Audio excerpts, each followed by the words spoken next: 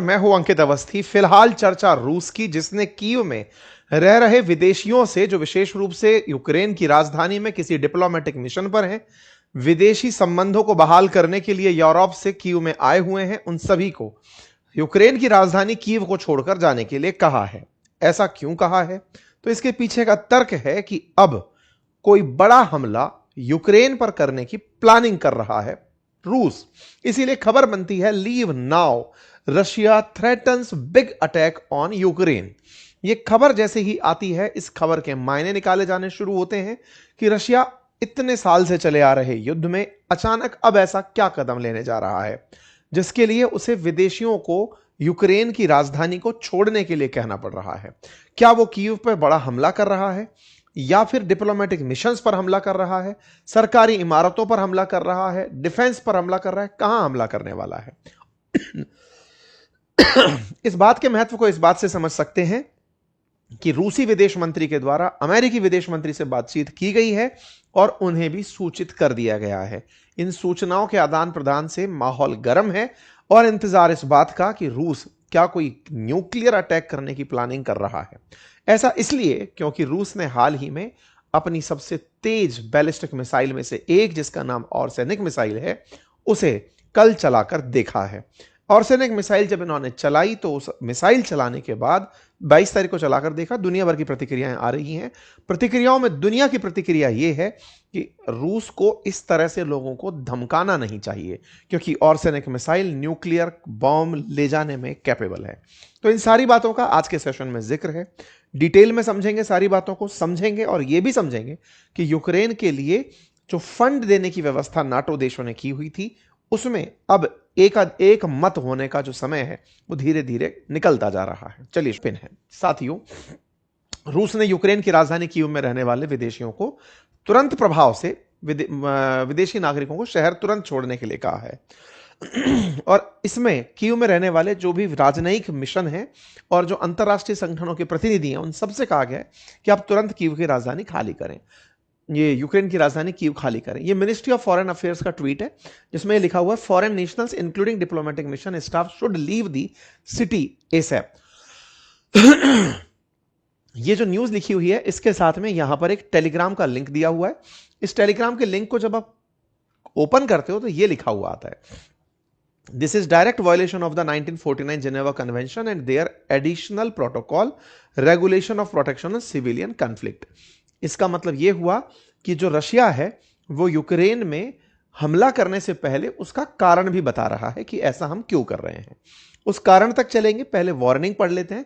Warning में लिखा हुआ है, we warn foreign national including staff of diplomatic missions and representative office of international organizations of the need to leave the city as soon as possible, urge residents of Ukrainian capital not to approach the military and administrative infrastructure facility of Zelensky regime. Zelensky regime की military और administrative जो infrastructure facilities हैं वहां ना जाएं, ये इन्होंने सूचित कर दिया है। ये क्यों किया, इसके पीछे इन्होंने पूरी जानकारी लिखी है। क्या लिखा है? इन्होंने लिखा, the gruesome UAV attack carried out by Ukrainian armed forces on the night of May 22 against the academic building and dormitory of a college of Luhansk State Pedagogical University in Starobilsk LPR has become yet another glaring testimony to the Nazi and terrorist nature of Kyiv regime. मतलब यह है कि कुछ ऐसा Ukraine ने 22 मई को किया जिसके बाद रूस एकदम तिलमिला गया है। क्या किया? बात में लिखा हुआ है कि एक यूनिवर्सिटी है जिसका नाम पेडागोगिकल यूनिवर्सिटी स्टारबॉस्क है। इस यूनिवर्सिटी के हॉस्टल पर हमला यूक्रेनियन यूएवी के थ्रू हुआ था। यानी कि यूक्रेन ने अपने जो ड्रोन्स हैं उससे एक हॉस्टल पर हमला किया, जिसमें लोग बड़ी संख्या में मारे गए।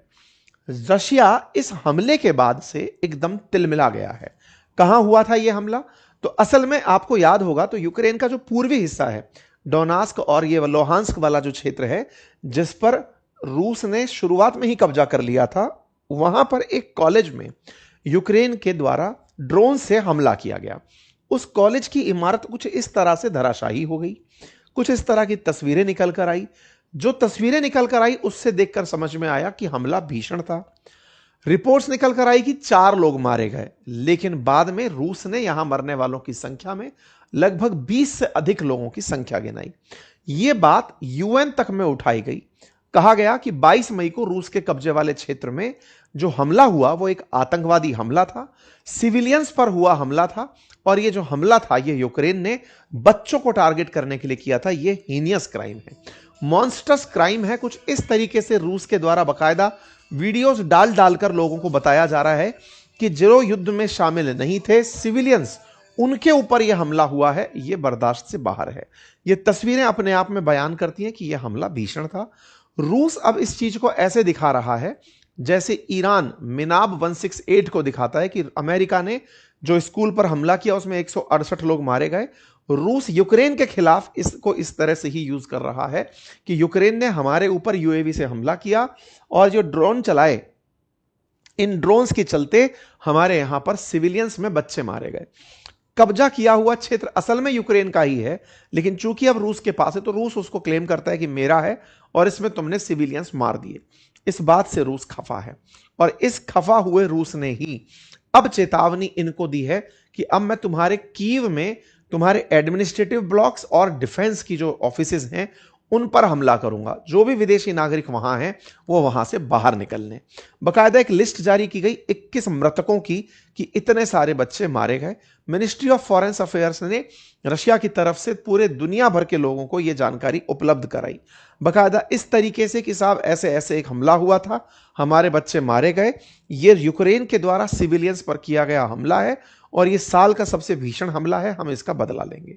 इस यहां पर बकायदा पत्रकारों को बुलाया गया, पुतिन का बयान आया और पूरी तरह से यूक्रेन को दुनिया के सामने एक्सपोज करने के लिए कि देखो ये दुनिया के सामने शो करते हैं कि हम इनके ऊपर हमले करते हैं, सिविलियन हमले करते हैं, ये लोग कैसे हमला कर रहे हैं, ये एक टेररिस्ट हमला है और हम इसका बदला लेंगे। तो ऐसे में पुतिन ने यूक्रेन को डेडली अटैक के लिए जिम्मेदार ठहराते हुए कहा कि हम तुम पर हमला करेंगे। इंटरेस्टिंग बात क्या है कि लगातार यूक्रेन हावी हो रहा है। यूक्रेन ने कुछ दिन पहले ही मैसिव ड्रोन अटैक किए थे रशिया के अंदर। रशिया उन चीजों से निपट ही रहा था, हमने उस पर सेशन भी किया था और आपको बताया था कि इनका सुरक्षा सिस्टम फेल मार रहा है। वो हमले हुए सो हुए, उसके बाद अब यूक्रेन तेजी से डिफेंस में वृद्धि करते हुए जहां जहां रूसी कब्जा है वहां पर भी हमला किया जा रहा है। इसके पीछे का रीजन भी है। असल मायने में यूक्रेन को नाटो का लगभग 0.5% बजट इन दिनों अलॉट हो रखा है इनडायरेक्टली कि तुम अपना डिफेंस चलाते रहो। उस पैसे से यूक्रेन लगातार डीएवी, अपने जो ये ड्रोन्स है और साथ में जो डिफेंस के इक्विपमेंट हैं, नई नई मिसाइलें हैं, उनमें प्रयोग कर रहा है और उनका उपयोग करके वो रूस को पछाड़ने का प्रयास कर रहा है। रूस इससे पूरी तरह फ्रस्ट्रा गया है। हमने इसके ऊपर पूरा सेशन किया था आज से 2 दिन पहले भी, 4 दिन पहले, जिसमें बताया था कि कैसे रूस के अंदर घुसकर यूक्रेन ने सबसे बड़ा हमला किया। बस इसी के बाद में अब इन्हें कारण चाहिए था कि भाई हम इसके ऊपर एक भीषण हमला करें और अपना डर साबित करें कि हमारा डर है तुम्हारे अंदर। इसी के चलते रूस ने इन पर हमला प्लान किया है, अनाउंसमेंट करके किया है। 22 तारीख के बाद 23 तारीख को ही इन्होंने अपनी तरफ से ऑर्निस्क करके एक मिसाइल है, ऑर्सेनिक करके, वो मिसाइल भी चलाई और वो यूक्रेन में जाकर गिरी। ऑर्सेनिक मिसाइल 10 मैक की स्पीड से चलने वाली बैलिस्टिक मिसाइल है जो रूस से किसी भी यूरोपियन देश में 15 मिनट में किसी भी निशाने को भेद सकती है। ऑर्सेनिक मिसाइल चलाने का अपने आप में एक बड़ा खबर बना। इसमें कहा गया कि 4 लोग मरे। मुद्दा यह है कि यह मिसाइल एक डमी वेपन के ऊपर वॉरहेड लगाकर चलाई गई थी। मतलब मिसाइल तो चली लेकिन वॉरहेड में जहां न्यूक्लियर बॉम्ब रखा जा सकता था उसे खाली छोड़ करके चलाया गया। इस तरह के हमले की पूरे यूरोप ने निंदा की कि यह रूस धमकाने के लिए जो प्रयोग कर रहा है ये सही नहीं है। अब तक जो ऑर्सेनिक मिसाइल है ये 3 बार यूज की जा चुकी है। तीनों बार के यूज में पहली बार जब यूज हुआ था तब 21 नवंबर 2024 था, दूसरी बार जनवरी 2026 था और तीसरी बार अभी 23 तारीख को यूज किया है।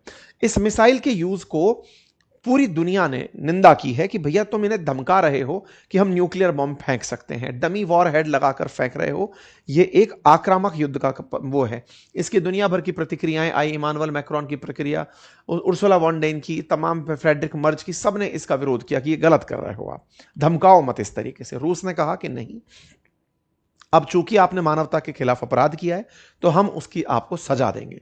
अब इस सजा के लिए इन्होंने बकायदा अमेरिका को जानकारी दे दी है। अमेरिका ने क्या किया?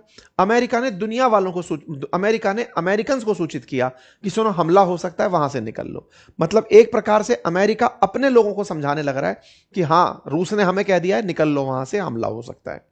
यूरोप के जो लीडर्स हैं उन्होंने वहां से निकलने से इनकार कर दिया है कि हम नहीं निकलेंगे, हम यूक्रेन में ही हैं। तो देखते हैं रूस क्या करता है यूक्रेन की राजधानी कीव में। कोई बड़ा अपडेट होगा जरूर आप तक लेकर हम पहुंचेंगे।